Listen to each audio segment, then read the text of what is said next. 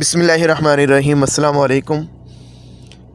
दुनिया में दो तरह के लोग होते हैं। एक वो होते हैं जो इंटेलिजेंट होते हैं और दूसरे होते हैं जो जज्बाती तौर पे इंटेलिजेंट होते हैं।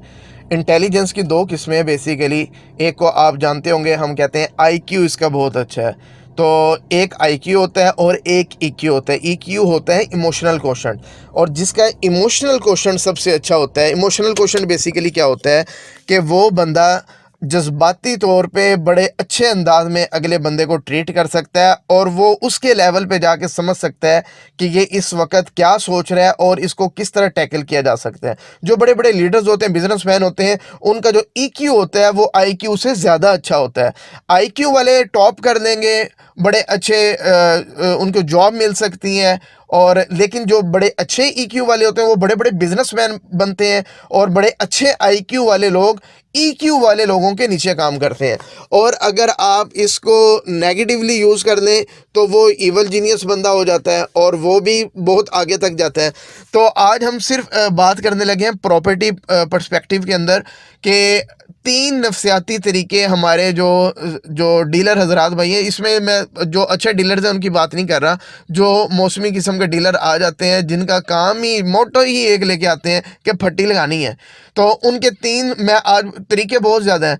तीन में ऐसी चीज़ें जो कॉमन रूटीन लाइफ में शायद आपने आज तक फेस कर ली हो, या आप जाएंगे तो आप फेस करेंगे। तो तीन आजकल तरीके बड़े कॉमन चल रहे हैं कि जिससे एक पढ़ा लिखा बंदा, एक समझदार बंदा, वो बंदा जो अपने आप को बड़ा होशियार किस्म का बंदा समझता है ना, वो काबू आ जाते हैं। तो तीन किस्म के मैं तरीके आज बताने लगा हूँ कि वो आपकी वहाँ पे वो नफ्सियात को छेड़ते हैं कि आप जो है ना बिल्कुल फ्लैट हो जाते हैं। इसमें दो तो मैं बताऊंगा कि जो ऑन ग्राउंड प्रॉपर्टीज़ होती हैं उनके बारे में है, और एक जो आजकल किस्तों वाली प्रॉपर्टीज़ हैं, किस्तों वाली जो स्कीम्स हैं, उन लोगों ने एक नया जो तरीका लॉन्च किया हुआ है, और पिछले साल 1.5 साल से बहुत ज़्यादा ये तरीका इन हुआ है, और ये बहुत ज़्यादा कारगर तरीका साबित हुआ है। तो वो भी मैं आज आपको बताने लगा हूँ। अच्छा जी, सबसे पहले ये कि आप जो है अपनी कोई प्रॉपर्टी ख़रीदने जाते हैं किसी भी डीलर के पास। अब ज़्यादातर ये होता है कि डीलर जो है एक्चुअल बायर से आपको कभी भी नहीं मिलवाता। तो और ये हम माइंड में लेके जाते हैं कि ये एक्चुअल बायर से नहीं मिलवाता, हमें पता ही नहीं लगता कि ये कितने की चीज़ हमें ले कितने की रहा है, बेच कितने की रहा है। लेकिन अब क्या होता है, आप जाते हैं और वो डीलर जो है ज़्यादातर आपसे आर्ग्यू नहीं करता, कहता है जी ये इतने की, फॉर एग्जांपल जी ये 1 करोड़ की चीज़ है।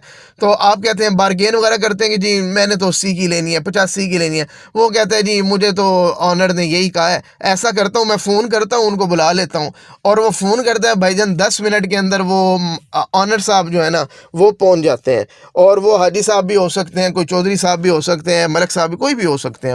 वो आ जाते हैं, और वो डीलर साहब बिल्कुल साइड में होकर बैठ जाते हैं, और आप दोनों जो है ना आपस में बार्गेनिंग शुरू हो जाते हैं। वो बंदा अपनी बात पे अड़ जाता है कि नहीं जनाब, मुझे तो ये वारा ही नहीं खाता, इतने की मैं, आप कैसे बात करें, 80 लाख 85 लाख मैं कैसे बेचता हूँ, ये वारा ही नहीं। नहीं नहीं सर सॉरी, मेरा ख्याल है आपने अपना भी टाइम ज़ाया किया, मेरा भी टाइम ज़ाया किया। इस तरह ना बार्गेन चलनी शुरू हो जाती है। एक मीटिंग होती है, उसके बाद ही मीटिंग सक्सेसफुल नहीं होती, आप भी चले जाते हैं, वो भी चले जाते हैं। 2-4 दिन के बाद ना वो डीलर दोबारा आपको कांटेक्ट करता है, कहता है जनाब दसो की करना है जोदा, चलो आओ, मैं ना कोशिश करना उन्होंने ज़रा तोड़न की कोशिश करना, तुसी एक दफ़ा आओ सही। तो तुसी फिर एक दफ़ा चले जाते हो, वो हाजी साहब फिर दोबारा एक दफ़ा आ जाते हैं, वो जो ऑनर हैं। तो अब फिर बातचीत शुरू हो जाती है। अब थोड़ी सी ना लचक का मुजाहरा, आप भी थोड़ा सा ना कहते हैं यार किसी तरह ना ये डील अच्छी है, ज़रा फाइनलाइज हो रही है, आप भी थोड़ा लचक का मुजाहरा करते हैं, थोड़ा वो करते हैं, फिर दोबारा बातचीत चलनी शुरू हो जाती है। तो मामला फिर नहीं तय हो पाते, आप भी अड़े में, वो भी अड़ा में, डीलर भी थोड़ी थोड़ी देर के बाद चलो हाजी साहब छोड़ो ना, उन्हें अपने बड़े चंगे बंदे ने या बड़े अजीज़ ने, चलो जी 2 लाख मेरे कहनू छड़ दो जी। लेकिन वो बंदा अड़ा होता है जी, नहीं मान रहा होता। इतने में क्या होता है, एक और बीच में कोई बुज़ुर्ग शख्सियत भी साथ बैठी होती है, पता लगता है कि शायद ये प्रॉपर्टी डीलर के वालिद साहब हैं, या उनके ही कोई जो मार्केट है उधर के कोई वो बड़े बुजुर्ग टाइप है। वो क्या करते हैं जी, मामला उनके सुपुर्द कर, अच्छा ਅਸੀਂ ਨਾ बुजुर्गों को फैसला करा लेंगे जी, मैं ए कहेंगे ना उन कर लेंगे। अब वो क्या फैसला करते हैं, वो जो बायर होते हैं ना उसके हक में फैसला कर देते हैं कि जनाब है अपने बच्चे ही ने हाजी साहब छड़ दिओ, 2 ਲੱਖ ਦੀ ਕੀ ਗੱਲ है, मेरे कोलों तुसी ले लेना, छड़ दिओ इन्हों तो डील तुसी फाइनल करो। और डील फाइनल हो जाती है, आप बड़े खुश होते हैं कि जनाब हमने बड़ा मार्का मारा है और हम जो है ना अपने मतलब की डील करके आ गए हैं। आपको पता उस दिन लगता है जब आप ट्रांसफ़र के लिए उधर ऑफिस में पहुंचते हैं, आपको पता लगता है वो बंदा तो एक्चुअल ऑनर था ही नहीं, उसने तो दरमियान में टोकन किया हुआ था, वो तो बयाना पकड़ के बीच में आया हुआ था और वो डीलर का ही बंदा था अपना। एक्चुअल बायर तो जो सेलर है उस दिन आपको मिलता है और उस दिन आपको पता लगता है कि उसने प्रॉपर्टी कितनी डीलर को बेची और डीलर ने आपको कितने की चेप दी और कमीशन के साथ साथ कितने लाख का आपको फटी लगा गया। ये मैक्सिमम इस वक्त काम चल रहा है। तो ये आपको पता होना चाहिए कि ये मार्केट में चल रहा है, बयाने के नाम पे जो प्रॉपर्टी बिकती हैं तो उसके अंदर ये फटी लगती है। दूसरे नंबर पे साथ ही एक और चीज़ ऐड कर दूं, दूसरा जो तरीका है नफसियाती तरीका, किसी भी बंदे को ये शो कर दो कि मैं इतना वेल ऑफ हूं कि आपके 30 40 50 हज़ार लाख रुपया मेरे लिए वर्थ नहीं, मेरे लिए कोई वर्थ नहीं रखता।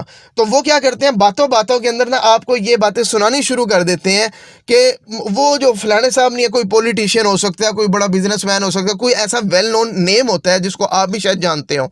तो उन्होंने डील सी असी कराई सी, ओ जी 15 करोड़ दी, उन्होंने मेरे ते छड़ दिया, बयाना ही खाली उदा जड़ा ना 2 करोड़ का सी, तो उन्होंने मेरे को, मैं राती घर रह गया, मैं अपने कोल ही रखा, ठीक है ना। अब इस तरह की जब करोड़ों की बातें शुरू हो जाएंगी वहाँ पे और 20-20 30-30 करोड़ की बातें शुरू हो जाएंगी। और आजकल माशाल्लाह कुछ यूट्यूबर भी आए हुए हैं, बड़े बड़े जो डीलर्स हजरात हैं, वो उधर भी आके यही कर रहे होते हैं, मेरे तो इतने अरब के प्रोजेक्ट चल रहे हैं।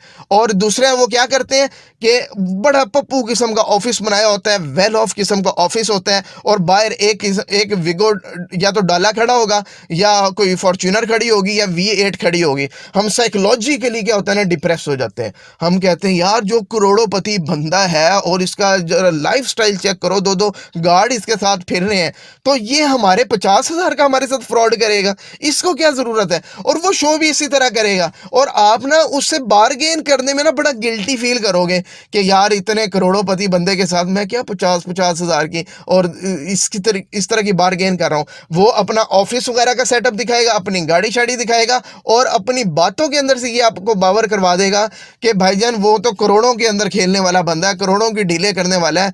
और आपको ऐसा फील होगा कि शायद मैंने इसके पास आके जो मैं 50 हज़ार लाख की बात कर रहा हूँ, इसे मैंने तो शायद इसका टाइम ज़ाया किया है। तो आप साइकोलॉजिकली डिप्रेस हो जाओगे। जितने मर्जी आप पढ़े लिखे हो ना, आपकी पढ़ाई साइड में पड़ी रह जाएगी, आपका कॉन्फिडेंस साइड में पड़ा रह जाएगा और आप जो है ना उसके ट्रैप के अंदर ट्रैप हो जाओगे। ये दूसरा तरीका था।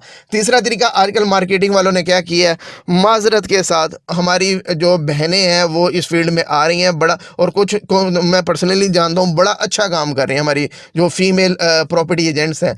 लेकिन कुछ जो बेचारी बहनें जिनको जॉब्स की ज़रूरत है, वो 15-20 हज़ार की जॉब के लिए, 25 हज़ार की जॉब के लिए मार्केट में आ गई हैं और उनको क्या है, मार्केटिंग जो कंपनियां वो यूज़ कर रही हैं। अब आपको एक कॉल आती है और वो कहती हैं कि सर आप ये बात कर रहे हैं। आप कहोगे जी मैं बात कर रहा हूँ। सर आपने क्यूरी ड्रॉप की थी, हमारी ये फलानी सोसाइटी है, इसके बारे में आप इंटरेस्टेड थे प्लॉट लेने के लिए। आप कहेंगे मैंने तो कोई ऐसी क्यूरी नहीं की। नहीं सर, हमें आपकी क्यूरी मौसूल हुई है। आप कहेंगे मैंने, सर आपने शायद नेट पे कहीं सर्च किया होगा, कुछ किया हो। चलें सर, अच्छा आप प्लॉट लेना चाह रहे हैं, ये करना चाह रहे हैं, तो आप ना फीमेल आवाज़ सुन के ना हमारे लोगों को पता नहीं क्या हो जाता, फ्लैट हो जाते हैं। पता नहीं यार क्या सही किया, मुझे नहीं समझ आई आज तक।